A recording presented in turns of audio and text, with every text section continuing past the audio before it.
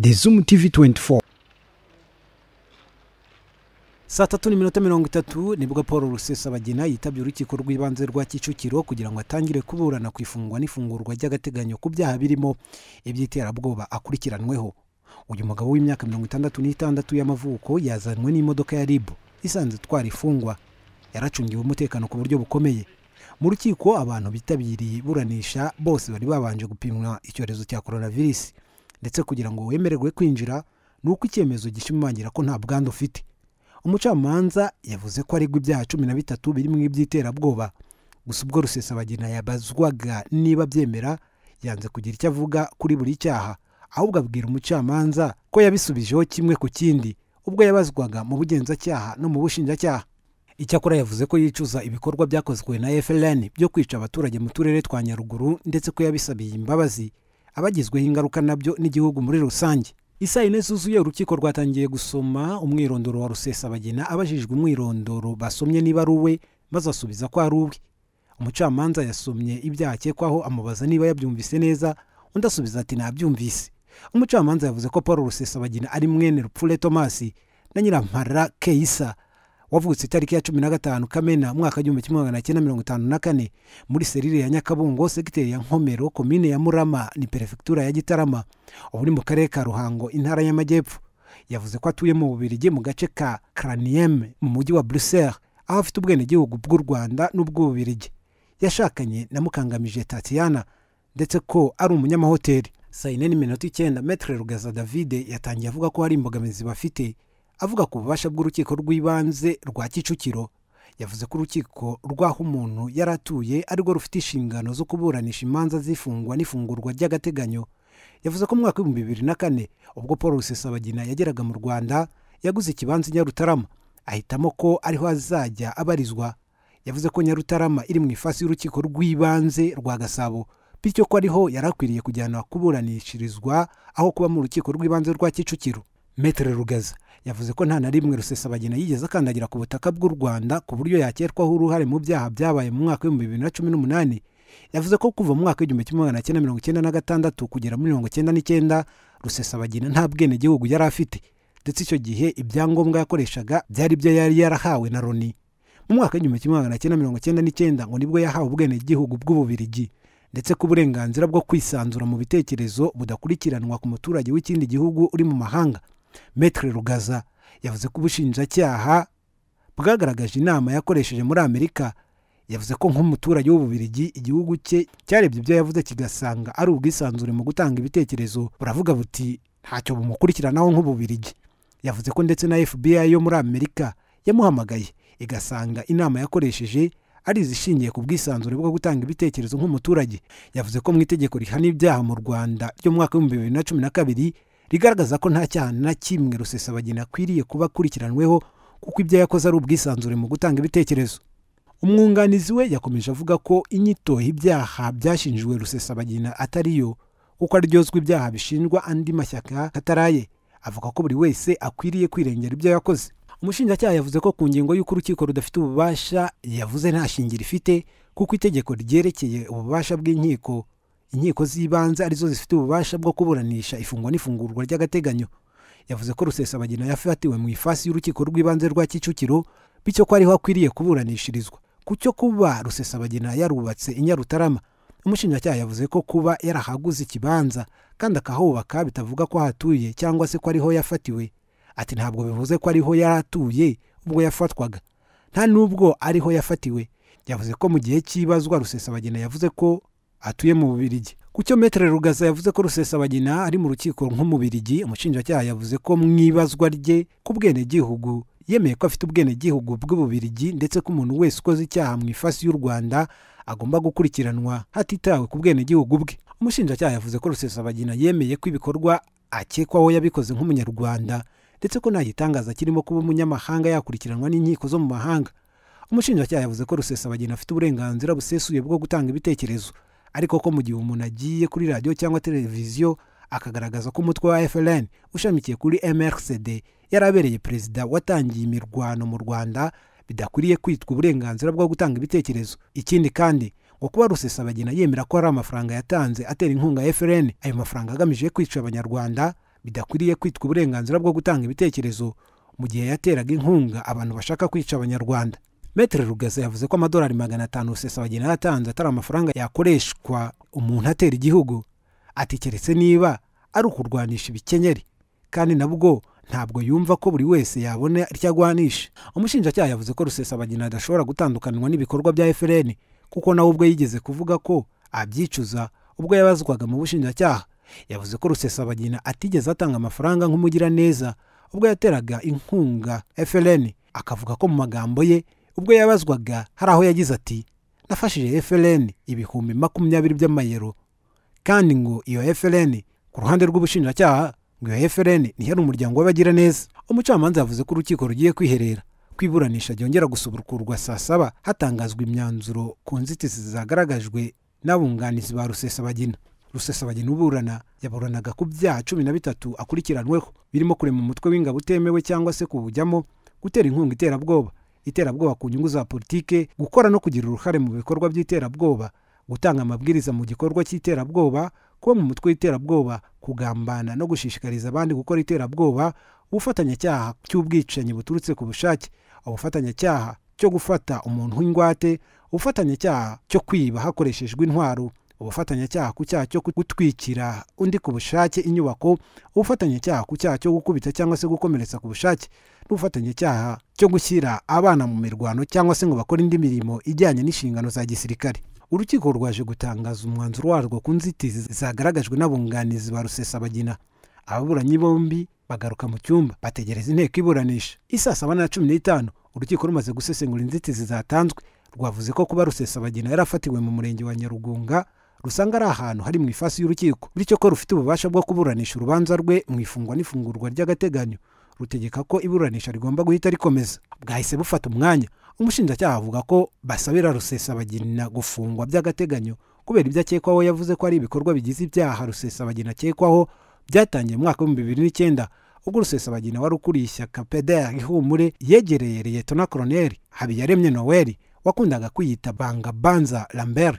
Uyu ngo yari umusirikare wo mu mutwe w'iterabwoba wa FDLR, amusaba ko bakwihuza akamwiyungaho ari kumwe n'abarwanya avanye muri FDLR. Ngo nyuma yaho Rusesabagina yakomeje kuvugana n'uwo musirikare, nyuma Habiyaremye aza kujya i Burundi, hanyuma Rusesabagina akajya amwohereza amafaranga, ngo ayo mafaranga yari ayo gushinga umutwe wa gisirikare wo kurwanya ubutegetsi bw'u Rwanda. Ngo kubera imikoranire myiza hagati y'u Rwanda n'u Burundi, icyo gihe Habiyaremye ngo yarafashwe yoherezwa mu Rwanda, aza no kuvuga ku mikoranire ye na Rusesabagina. Nyuma Rusesabagina yaje gukorana na General Wilson Irategeka washinze Sinarede ubwiyunge, ngo baje gushinga umutwe wa FLN. Nyuma haje kuzamo irindi shyaka ryitwa RRM ya Sabimana Calixte Wise Sankara, baje kongeramo irindi shyaka ryitwa Rwanda Rwiza ya Faustin Twagiramungu, ngo kugira ngo bishyire hamwe, ngo kuko bari bahuriye ngo ku mugambi umwe wo gukuraho ubutegetsi buriho mu Rwanda. Ngo uwo mugambi bagombaga kuwugeraho bakoresheje intwaro, ariyo mpamvu bashinze FLN. MRCD yari ihuriro rigizwe n'amashyaka 4, hanyuma FLN ikaba umutwe wayo wa gisirikare. Ku mpamvu zikomeye zituma Rusesabagina afungwa by'agateganyo, ubushinjacyaha bwavuze kuri buri cyaha. Muri 13 uyu mugabo akekwaho ku cyaha cyo kurema umutwe w'ingabo utemewe cyangwa se kuwujyamo. Umushinjacyaha yashingiye ku itangazo rya FLN rivuga ko ari umutwe washinzwe na MRCD, ryakozwe n'uwari umuvugizi wayo Sabimana Calixte Sankara. Havuzwe no ku mashusho ya Rusesabagina n'amajwi ye na Twagiramungu avuga ku ishingwa rya FLN ku mpapuro ebyiri zakuwe muri mudasobwa ya Rusesabagina mu isaka ryakozwe na polisi y'Ububiligi mu rugo rwe mu mwaka wa 2019. Indi mpamvu ubushinjacyaha bushingiraho ni inyandiko mvugo zirimo iz'umusirikare wa FLN witwa Colonel Nizeyimana Mark agaragaje uburyo FLN yashinzwe, ndetse n'inyandiko mvugo ya Paul Rusesabagina wemeje ko yagiye mu mutwe wa FLN ariko ngo atawuremye. Ku cyaha cyo gutera inkunga iterabwoba, ubushinjacyaha bwavuze ko impamvu musabira gufungwa by'agateganyo bishingiye ku biganiro yagiranye na Wilson Irategeka ku ya 19 Gicurasi 2019, aho Irategeka agaya Rusesabagina ko ashaka gucamo ibice ingabo bitaga abahinzi wakoresheje amafaranga. Ngo ibyo byari byatewe n'uko Rusesabagina yari yoherereje General Sinayobye Bernabe amadolari 3,000.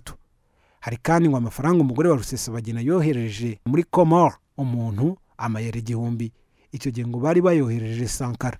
Umushinjacyaha yavuze ko Rusesabagina aramutse arekuwe yatoroka ubutabera hashingiwe ku buremere bw'ibyaha akekwaho. Ikindi kandi ngo nuko yafashwe nyuma yo gushakishwa igihe kirekire ku buryo aramutse arekuwe ataboneka mu buryo bworoshye. Ikindi kandi ngo azi neza ko mu Bubiligi yakozweho iperereza ndetse na FBI yo muri Amerika yamukozeho iperereza ku bijyanye no gutera inkunga imitwe y'iterabwoba. Gufungwa kwe ngo nibwo buryo bwatuma adasibanganya ibimenyetso bigikusanywa no kuba yatera igitutu abatangabuhamya cyangwa se ngo ahure n'abandi bakekwaho bari mu Bubiligi ngo babe bagambana. Rusesabagina abajijwe niba yemera ibyaha akekwaho, yavuze ko ibyaha akekwaho yabiganiriyeho n'inzego zibishinzwe mu bugenzacyaha mu rwego rw'iperereza ndetse ko yatanze igisubizo kuri buri kibazo. Yavuze ko yifuza kuzabigarukaho mu gihe iburanisha ryaba ryatangiye mu mizi. Ati ibibazo nasubije ntabwo ari byinshi, kimwe kivuga ngo nafashije FLN, naravuze ngo yego nafashije FLN, nahaye ibihumbi 20 by'amayero ku kuba yarayoboye abantu bicana. Yavuze ko ngo yasubije ko atari bwo butumwa yari yahaye FLN. Rusesabagina avuga ku mafaranga aregwa ko yoherereje Sinayobye, yavuze ko yamwohereje amayero 3,000 kuko ngo yamuhamagaye akamuririra, none amwohereza amafaranga nk'umuntu w'umubyeyi. Ayo ngo si amafaranga yari yoherereje FLN. Ku mafaranga umugore we yoherereje muri Komore, ngo madamu we yayoherereje Sankara kuko umubyeyi wa Sankara n'umugore we ari abantu bavuka mu karere kamwe kandi ngo bari baturanye. Umugore we ngo yoherereje Sankara amafaranga afasha umwana w'iwabo. Ku mafaranga yoherereje Noel Habiyaremye, yavuze ko yabibwiye na FBI n'inzego z'iperereza. Yavuze ko filime Hotel Rwanda igisohoka abantu benshi b'abanyarwanda b'impunzi bumvise ko abaye umuntu utunze za miliyoni, ngo buri wese yahise amushaka ku giti cye. Icyo gihe kandi ntabwo yari yakinjiye muri politiki. Ku bijyanye n'amajwi n'amashusho ubushinjacyaha buvuga ko bufite, yavuze ko yifuza kuzagenzura akareba niba ari we cyangwa se atari we. Uzindi nyandiko z'amafaranga bivugwa ko yoherereje abantu bo muri FLN, yavuze ko zimwe atazizi. Ku bikorwa byakorewe Nyaruguru, yavuze ko yabwiye inzego z'iperereza ko niba hari ibikorwa bibi byaba byarakorewe abaturage ubwe yabyicujije kandi ngo yabishabiye n'imbabazi imiryango yabo byagizeho ingaruka ndetse n'igihugu. Maître Nyambo uri mu bunganira Rusesabagina yavuze ko akwiriye kurekurwa akaburana ari hanze kuko arwaye ndetse byaba na ngombwa agategekwa kutagira ahantu arenga, dore ko n'ibyangombwa bye byafatiriwe. Kuba hari ibikorwa bitari byiza FLN yakoze, Maître Rugaza yavuze ko bitabazwa Rusesabagina kuko uyu mutwe utakibarizwa muri MRCD ahubwo bikwiriye kubazwa abari bari muri uyu mutwe. Yavuze ko kandi mu buhamya bwatanzwe n'abantu bakomerekejwe n'ibitero bya FLN ndetse n'amafoto y'ibinyabiziga byatwitswe, nubwo Rusesabagina byicuza, Maître Rugaza yavuze ko urukiko rukwiriye gusuzuma rukareba niba hari aho gutwika kwabyo bihuriye na FLN. Ku kiganiro cya Rusesabagina na Twagiramungu, Maître Rugaza yavuze ko icyo kiganiro gikwiriye kuba cyaragaragajwe ku buryo uregwa yagira icyo akivugaho, bityo ko gukeka ko hari icyaha yakoze bigiturutseho akaba aribwo bibaho. Maître Rugaza yavuze ko urukiko rwakwemeza ko Rusesabagina yarekurwa atanze ingwate, bityo ko ubushinjacyaha bwagaragaza ingano y'amafaranga yatangwa nk'ingwate hashingiye ku gaciro k'ibyangijwe. Yavuze ko iyo ngwate yazagenwa hashingiwe ku myitwarire myiza ya Rusesabagina no kuba atarigeze akatirwa n'inkiko. Yavuze ko Rusesabagina ari umuntu mwiza wahawe ibihembo bitandukanye nk'umuntu w'inyangamugayo, bityo ko urukiko rwazabishingiraho ko ari umuntu mwiza rukemeza ko yatanga n'ingwate. Ubushinjacyaha bwavuze ko Rusesabagina nk'ukekwa kuba yanze gusubiza buri cyaha, akavuga ko nta rutonde rw'ibyaha afite mu gihe abunganizi be babifite, bigaragaza ko hari impamvu yo guhunga ikibazo yabajijwe. Yavuze ko mu mvugo ze harimo kwivuguruza kuko nubwo yavuze ko yicuza ibikorwa bya FLN, imvugo ze zirimo kwihunza inshingano nka perezida wa MRCD.